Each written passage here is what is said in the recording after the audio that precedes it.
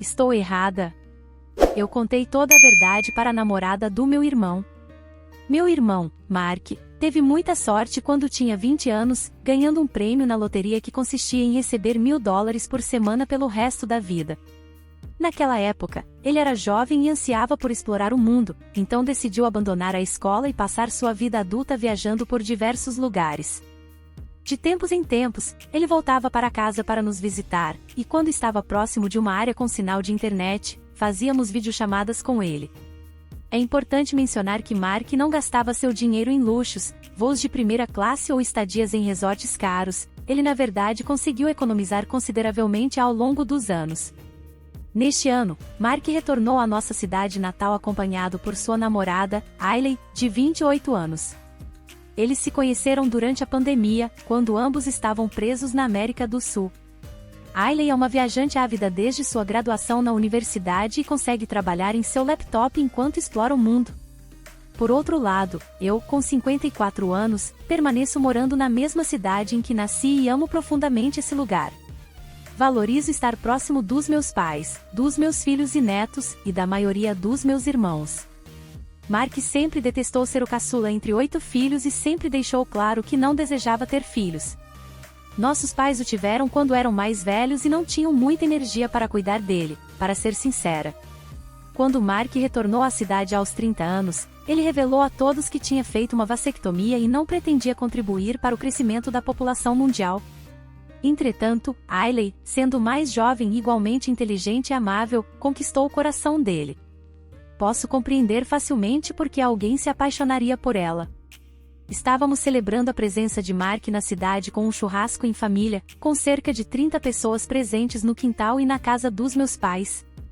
Em uma conversa com Ailey sobre seus planos futuros, agora que as restrições de viagem estavam diminuindo, ela expressou seu desejo de se estabelecer e formar uma família. Decidi perguntar se eles planejavam adotar uma criança de algum dos países que visitaram ou se estavam considerando opções na América do Norte. Ailey respondeu que eles discutiram essa possibilidade e planejavam ter pelo menos um filho. Talvez tenha sido nesse momento que cometi um erro. Perguntei a ela se Mark havia feito uma reversão da vasectomia ou se estavam pensando em fertilização in vitro.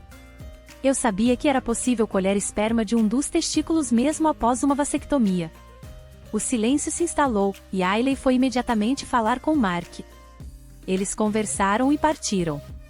Mais tarde naquela noite, Mark me ligou enfurecido, alegando que eu havia arruinado sua vida. Ele não havia compartilhado com Ailey sua vasectomia anterior e planejava continuar viajando, possivelmente adotando uma criança se eles decidissem por isso. Ele sentiu que eu havia revelado informações médicas pessoais e disse que não queria mais me ver. Pedi desculpas repetidamente, pois sinceramente não tinha conhecimento de que ele estava planejando um futuro com Ailey sem mencionar essa parte crucial de sua história. Sinto-me mal por ele, mas ainda acredito que ele deveria ter compartilhado essa informação com ela. O karma deu um tapa na cara da minha ex. Antecedentes: casados há 16 anos, juntos há 20. Temos 3 filhos juntos. Descobri seu caso depois de eu hackear seu telefone vendo mensagens. Ela teve um caso com um colega de trabalho. Terminamos e tentamos consertar nosso casamento, não foi possível.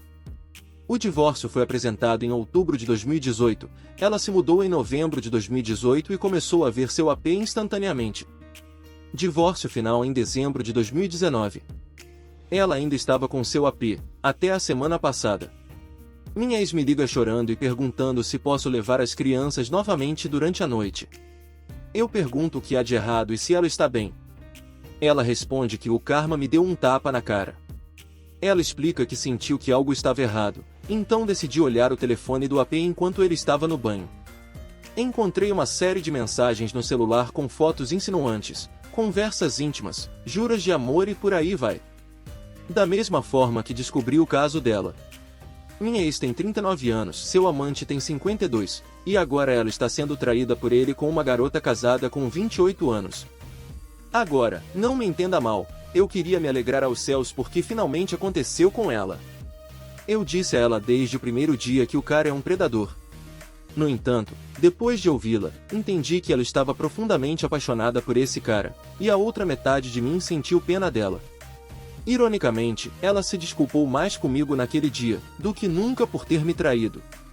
Dizer coisas como sinto muito por ter feito você passar por isso e nunca percebi o quanto isso machucou você. Eu aceitei isso com cautela, porque segui em frente e encontrei alguém e estamos namorando, felizes nos últimos 6 meses. O objetivo dessa postagem é que todos saibam que mesmo passando pelo cenário mais difícil de divórcio, as coisas vão dar certo para você. Às vezes, o karma intervirá e lhe dará uma pequena retribuição. Atualização. Quase ocorreu um segundo episódio de traição com o AP, mas minha ex apanhou antes que tivessem a oportunidade de se encontrar. Ela possui um controle total sobre o telefone dele, monitorando todos os aplicativos e checando constantemente suas mensagens. Isso parece extremamente desconfortável para mim. Minha ex e seu AP ainda estão em uma situação ambígua. É algo realmente estranho. Deixe-me detalhar um pouco mais. Segundo ela, eles não estão oficialmente juntos. Ambos têm seus perfis no Facebook listados como solteiros. Ela ocasionalmente usa o anel de noivado dele, o que me faz pensar que ela o devolveria assim como eu devolvi a aliança de casamento quando nos separamos. É engraçado. Ela passa algum tempo no apartamento dele de vez em quando, mas alega que eles apenas saem como amigos.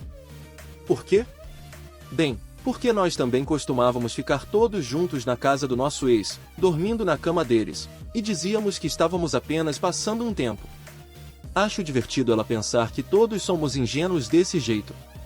Nesse meio tempo, ela precisou mudar de emprego porque tinha uma relação muito próxima com o gerente da fábrica onde trabalhava. Eles conversavam constantemente, almoçavam juntos, saíam de moto e passeavam durante o intervalo. Os rumores começaram a circular e a situação ficou complicada. Seu amigo de trabalho era casado e tinha 3 filhos. Ele ainda visita de vez em quando e a leva para passeios de moto, ao cinema ou algo assim. Aparentemente, nosso filho adolescente os flagrou-se beijando na garagem. Nosso filho não sabia quem era essa pessoa, e me ligou para perguntar. Eu disse a ele para perguntar à mãe quem era, e agi como se não soubesse de nada. Ele tinha a impressão de que ela e o AP ainda estavam juntos porque ele havia cortado a grama. Ela apareceu com outro cara, e não revela como ou onde o conheceu. Eles saíram 2 vezes, mas ela não parecia interessada nele. Acredito que eles se conheceram em um emprego anterior, e ela costumava dizer que queria se envolver romanticamente com todos os amigos e colegas de trabalho dela naquela época. Outro tópico que discutimos recentemente foi a aposentadoria. Ela sabe que meu plano é me aposentar em 6 anos, assim que terminar de pagar a pensão alimentícia e todos os meus filhos tiverem 18 anos. Planejo me mudar para o sul, onde o clima é mais quente. Ela compartilhou comigo a triste história de como teve que criar todos os nossos filhos enquanto eu estava construindo meu negócio, e como provavelmente terá que trabalhar até o fim da vida, sem nunca se aposentar. Eu dediquei tanto tempo, trabalho doméstico e esforço para a família quanto ela.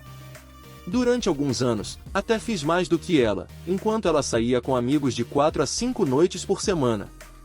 Minha resposta a ela foi: você fez a escolha de me deixar e ir com o seu AP. Sua reação facial foi satisfatória de ver. Eu era o plano de aposentadoria dela. Atualmente, ela possui cerca de $14.000 em sua conta de 400k para aposentadoria, e está na faixa dos 40 anos. Mesmo que ela fique com o AP, ele ganha um bom salário, não possui economias, tem pouca aposentadoria e não tem uma situação financeira estável. Algum tipo de karma parece estar em jogo. Minha mensagem para todos que estão passando por um divórcio ou se aproximando dele é a seguinte: minha vida foi devastada de outubro de 2018 a dezembro de 2019, quando o divórcio foi finalizado. Avançando alguns anos, estou mais feliz do que nunca. Planejo me aposentar mais cedo e aproveitar a praia. Meu relacionamento com meus filhos nunca foi tão forte ou melhor. Quando as coisas parecerem sombrias e terríveis, seja uma pessoa íntegra. Não minta nem tente enganar. Evite agir de forma maliciosa ou envolver as crianças em suas questões. Mantenha a cabeça erguida e siga em frente. Quanto mais longe você se afastar da escuridão, melhor será a sua vida. Sejam fortes, meus amigos, vocês conseguem. Estou errada em expulsar meu ex e torná-lo sem teto?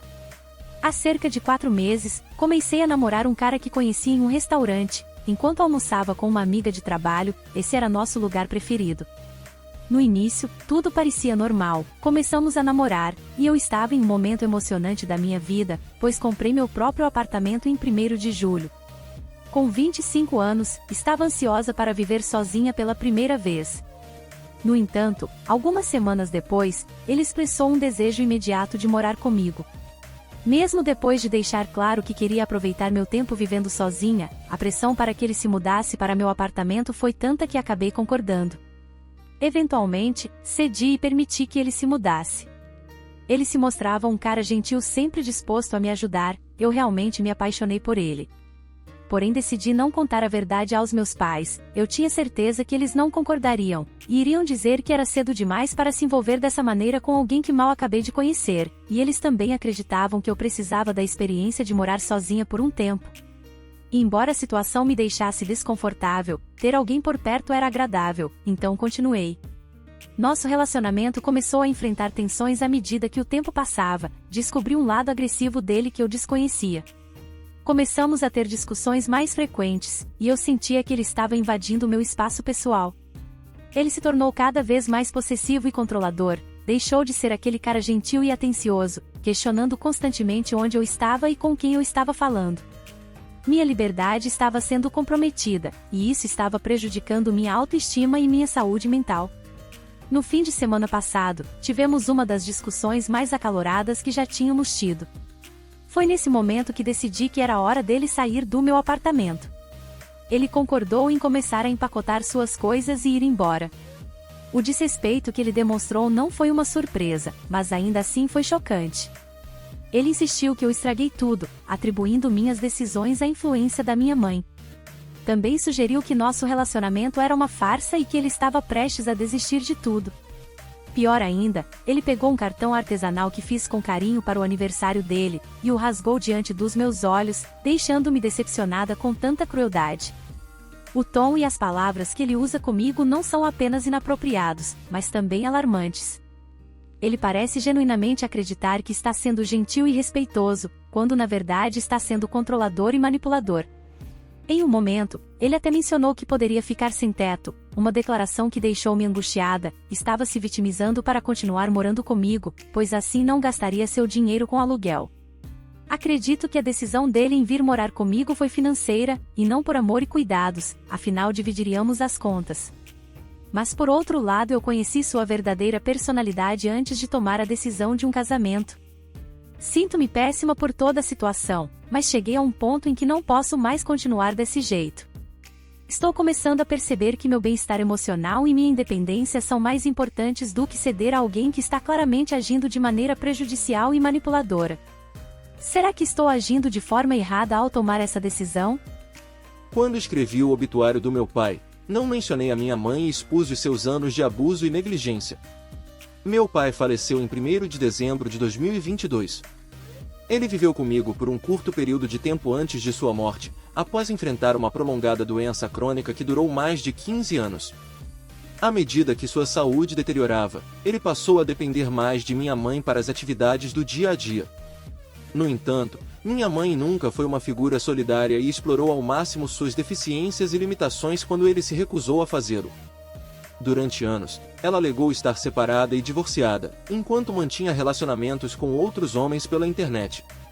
Ela repetidamente expressou a intenção de se mudar e casar novamente, ao mesmo tempo em que tirava vantagem financeira dele. Apesar de nossas tentativas legais de expulsá-la, detê-la ou obrigá-la a sair, as autoridades responderam que se tratava de uma questão civil, aparentemente sem solução. Para remediar a situação, meu pai nomeou-me como seu procurador duradouro e me incluiu em todas as suas contas financeiras.